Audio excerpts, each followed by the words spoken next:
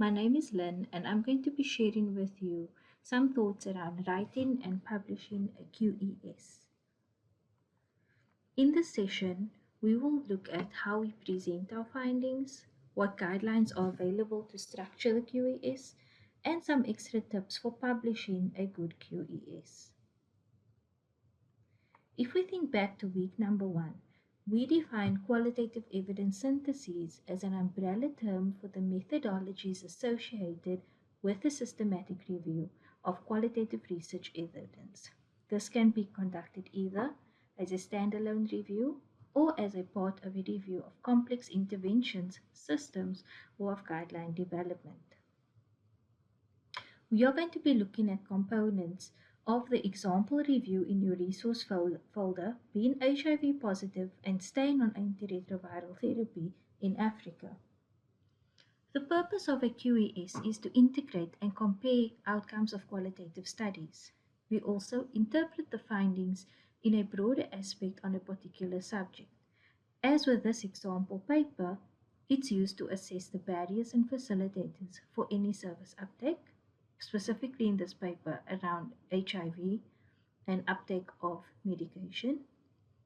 It also complements research evidence in light of user-reported and practitioner-observed considerations. So let's get into presentations of results. When we first present the results of a paper, we first discuss what studies we found when we conducted the search. We report these in the form of a Prisma flowchart. We have uploaded a template of a Prisma flowchart into your resource folder, which you can edit in the Word version. So the Prisma flowchart is made up of 4 components: identification, screening, eligibility, and how many studies were included. In the identification piece of the Prisma flowchart, we say what records were identified through databases searching. In this example, we found 11,518 records in total from different databases. When we excluded records based on the titles and abstracts, we were left with 5,792 records. So, we looked at the title and abstracts, and using our inclusion criteria, we decided which titles and abstracts were included or be discarded from our review. The second stage of screening is full text screening. So when we look at our papers that we included in our full text screening review, we were left with 397 papers.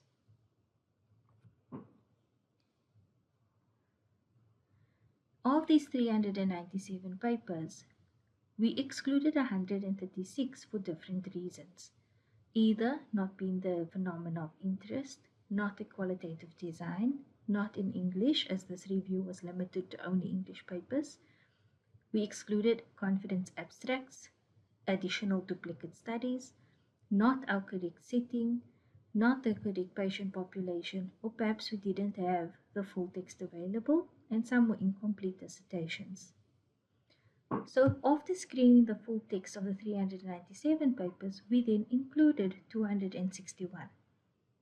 In this study, we further identified the studies as thick or thin in terms of richness of the paper. You are not required to do this part as part of your review. You may stop your Prisma flowchart at the box that says articles included. This particular review decided to add an extra step to the sampling of the study.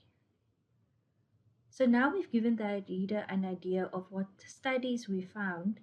Next, we have to tell them what studies we have included. In this way, we present a table of included studies. If we look at the titles at the top of the table, which is the study name, the country where the study took place, the phenomena of interest that was investigated, the data collection method, and study participants, these all are part of our inclusion criteria. So we are transparent with the reader as to why we decided these studies should be included in our review. After we have looked at the inclusion table, we then move to a description of the quality appraisal. Here you include how many papers were appraised, how they work, how the appraisal was conducted, and what you found.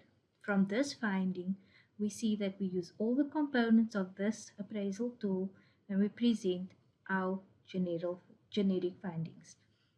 For a full description of the quality, you may click on the supplementary table too. After we present the quality, we then move to the findings. Now, if you have conducted CIRQUAL in your review, and not all reviews will use the CIRQUAL approach, but if you have, it's important for you to include specific information related to CIRQUAL. If you did not include CIRQUAL, then you will move straight to your themes of your findings. A finding is an analytical output that describes a phenomena or an aspect of a phenomena of interest.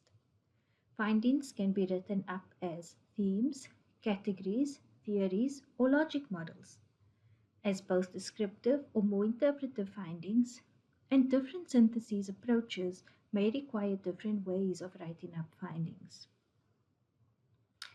So if you use the CIRQUAL approach, you will include a QEP or qualitative evidence profile. The QEP table identifies the components of the CIRQUAL, your main decisions, your explanation of your overall assessment, and the studies that contributed to the study finding. There are simpler ways of reporting your evidence profile, and that can be in the form of a summary of qualitative findings table, which is a shortened version of the QEP profile we just looked at. They are useful for users of QES findings and provide a comprehensive overview of the findings of the studies. In a Cochrane review, the summary of qualitative findings table can come after the plain language summary, which is at the front of the manuscript. This is an example of the summary of qualitative findings table, and here it includes the review findings, the overall assessment, the explanation of the assessment, and the studies contributing to the finding.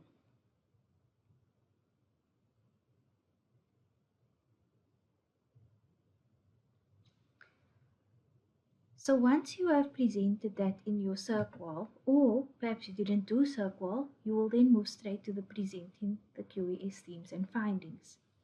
The finding section must have a detailed presentation of each finding, references to the studies contributing to each finding, and may include quotes from the studies contributing to the finding.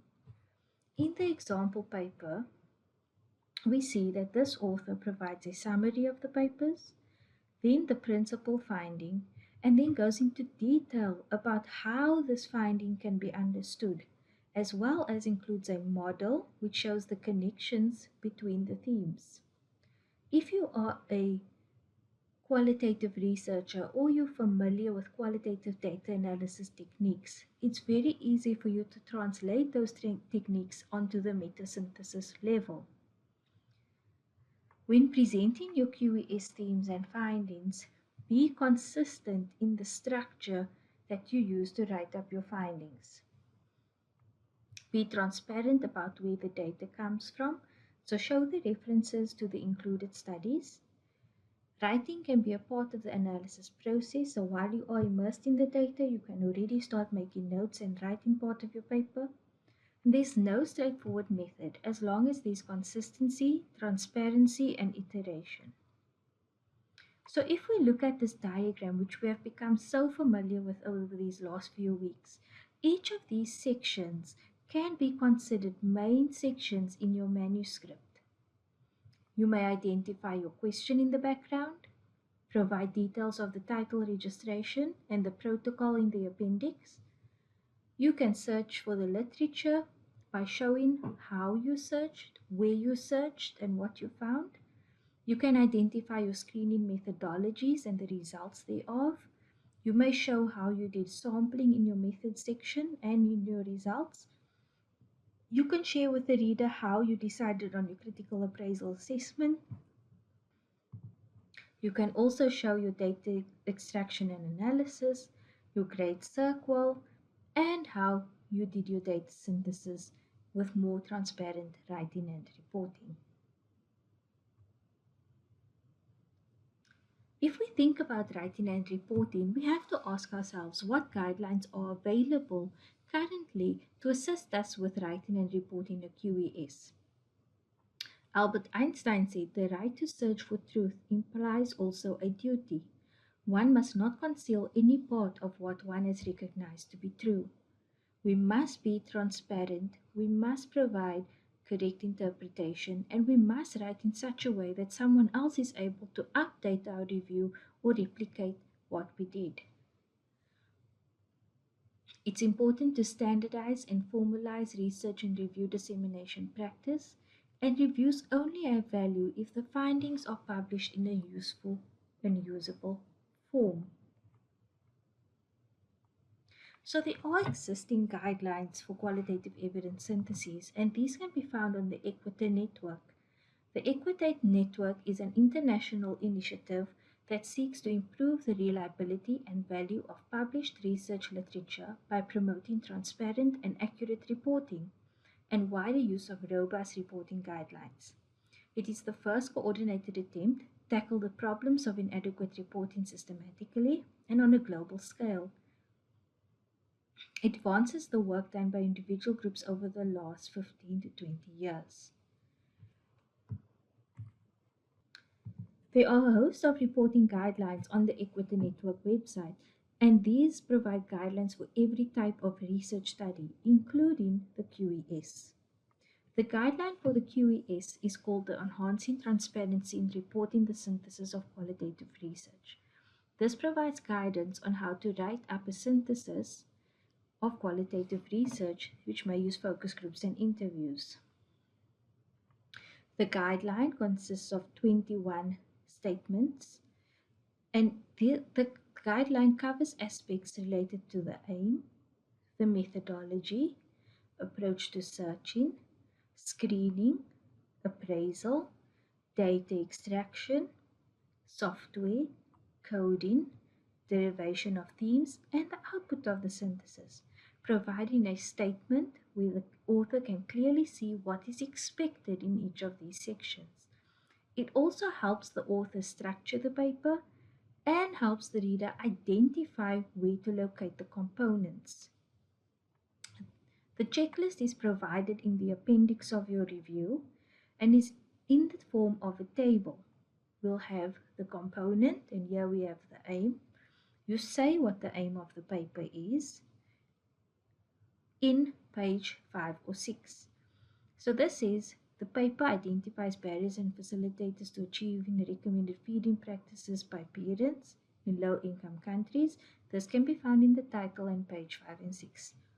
The synthesis methodology, and here we say what it is, and we give the page where this was reported. This holds the author accountable and easier for the reader to see. It's also important to include supplementary tables in your QES. From the example paper, the first appendix, and this should be your first appendix in any of your reviews, is the differences between the protocol and the review. It's highly unlikely that your review is going to match your protocol 100%. Although you may attempt to do this, there are going to be differences when it comes to how you might have planned your analysis. Maybe the author team has changed. Perhaps the type of screening you have done has changed. It's important to report all of these changes, as the reader should be able to look at the protocol and see it executed in your review. The second supplementary table is the search strategy. Here you provide your search strategy, you provide where you searched and what you found. We also have the codes that the authors came up with, the checklist, which is the reporting guideline, more information around the critical appraisal, and then themes in evidence annexes. In these evidence annexes, the authors present the theme, the papers that contributed to the theme, and the quotes within those specific papers. Again, transparent and accountable reporting. For more examples of qualitative evidence syntheses, you can consult the Cochrane Library, the Campbell Collaboration, as well as environmental evidence. You may also look on Google Scholar for QESs that have been published. So let's think more about some tips on writing your QES. Remember, the protocol is written in the future tense, the manuscript in the past tense, plus any deviations from the protocol. Enhancing transparency in reporting the synthesis of qualitative research checklist is important for you to include. Find a journal that allows you the word count and a supplementary uploading that you need for a QES. And use a journal that would be interested in your topic. Lastly, remember guidelines, guidelines, guidelines. There are guidelines on how to conduct a QES. There are guidelines on reporting a QES. And then journals where you publish also have specific guidelines for authors to publish in their journal. So in conclusion, remember QESs are important scientific contributions. You are able and capable of working with a team to publish a QES. Good reporting is not an optional extra, it's an essential component of doing good research. And following the systematic approach is a skill that can translate to all types of research projects. So, welcome to the World Future QES authors. Thanks so much to Bay Marie Schmidt and Karin Hannes.